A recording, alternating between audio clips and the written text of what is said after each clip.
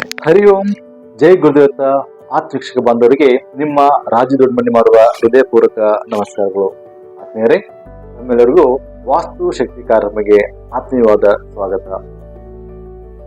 ಇವತ್ತಿನ ಸಂಚಿಕೆಯಲ್ಲಿ ನಾನು ನಿಮಗೆ underground water tank, sump tank, borewell ಹಾಗೂ ಓಪನ್ ವೆಲ್ ಯಾವ ದಿಕ್ಕಿನಲ್ಲಿ ಇರಬೇಕು ಅನ್ನೋದ್ರ ಬಗ್ಗೆ ತಿಳಿಸಿಕೊಡ್ಲಿಕ್ಕೆ ಇಷ್ಟಪಡ್ತಾ ಇದ್ದೀನಿ.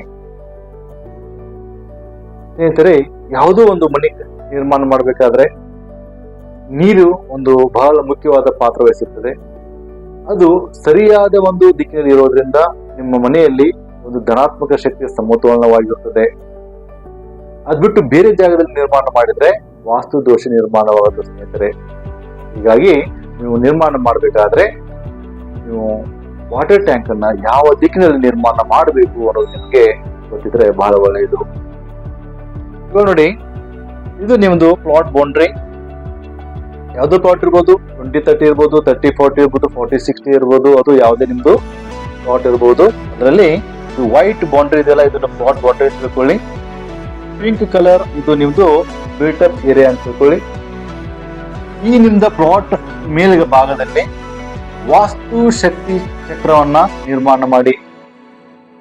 ಇದರಲ್ಲಿ ಉತ್ತರ, ದಕ್ಷಿಣ, ಪೂರ್ವ, ಪಶ್ಚಿಮ, ಈಶಾನ್ಯ, ಆಗ್ನಿ, ನೈಋತ್ಯ, ವಾಯುವ್ಯ 8 ಮುಖ್ಯವಾದ ದಿಕ್ಕುಗಳು ನಿಮಗೆ ಸಿಗುತ್ತೆ ಸ್ನೇಹಿತರೆ.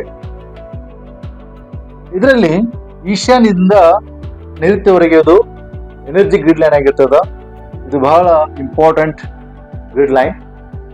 ಯಾವುದೇ ಕಾರಣಕ್ಕೂ ಈ ನಿಮ್ಮ ವಾಟರ್ ಟ್ಯಾಂಕ್, ಬೋರ್ವೆಲ್ ಅಥವಾ ಸಮ್ ಟ್ಯಾಂಕ್ ಈ ಲೈನ್ ಅನ್ನ ಇಂಟರ್ಸೆಕ್ಟ್ ಮಾಡಬಾರ್ದು. ಇದು ಬಹಳ ಬಹಳ ಮುಖ್ಯವಾಗಿರ್ತದೆ ಸ್ನೇಹಿತರೆ. ಇದು ನಮ್ದು ಈಶಾನ್ಯ ಭಾಗ. ಈಶಾನ್ಯ ಭಾಗದಲ್ಲಿ ಈ ಲೈನ್ ಬಿಟ್ಟು ನೀವು ಇಲ್ಲಾದ್ರೂ ನಿರ್ಮಾಣ ಮಾಡಿ ಅಥವಾ ಈ ಭಾಗದಲ್ಲಿ ಆದ್ರೂ ನಿರ್ಮಾಣ ಮಾಡಿ, ಏನು ತೊಂದರೆ ಇಲ್ಲ. ಯಾವುದೇ ಕಾರಣಕ್ಕೂ ಈ ಬೇರೆ ಯಾವುದೇ ಭಾಗದಲ್ಲಿ ಕೂಡ ನೀವು ವಾಟರ್ ಟ್ಯಾಂಕ್ ಅನ್ನ ನಿರ್ಮಾಣ ಮಾಡಬೇಡಿ.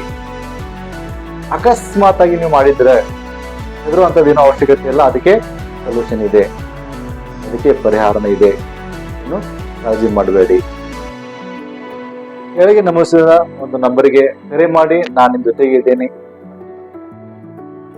ಹಾಗೆ ಯಾರಿಗೆ ವಾಸ್ತು ಕಲಿಬೇಕು ಅನ್ನೋ ಒಂದು ಆಸಕ್ತಿ ಇದೆ ಅಂತವ್ರು ಕೂಡ ಈ ನಂಬರಿಗೆ ಕರೆ ಮಾಡಿ. ಹಾಗೆ ವಾಸ್ತು ಕನ್ಸಲ್ಟೆನ್ಸಿ ಕೂಡ ಈ ನಂಬರಿಗೆ ಕರೆ ಮಾಡಬಹುದು ಸ್ನೇಹಿತರೆ. ಮತ್ತೆ ಒಂದು ಮುಂದಿನ ಸಂಚಿಕೆಯಲ್ಲಿ ಭೇಟಿಯಾಗೋಣ ಒಂದು ಹೊಸ ಒಂದು ವಿಷಯ ಜೊತೆಗೆ.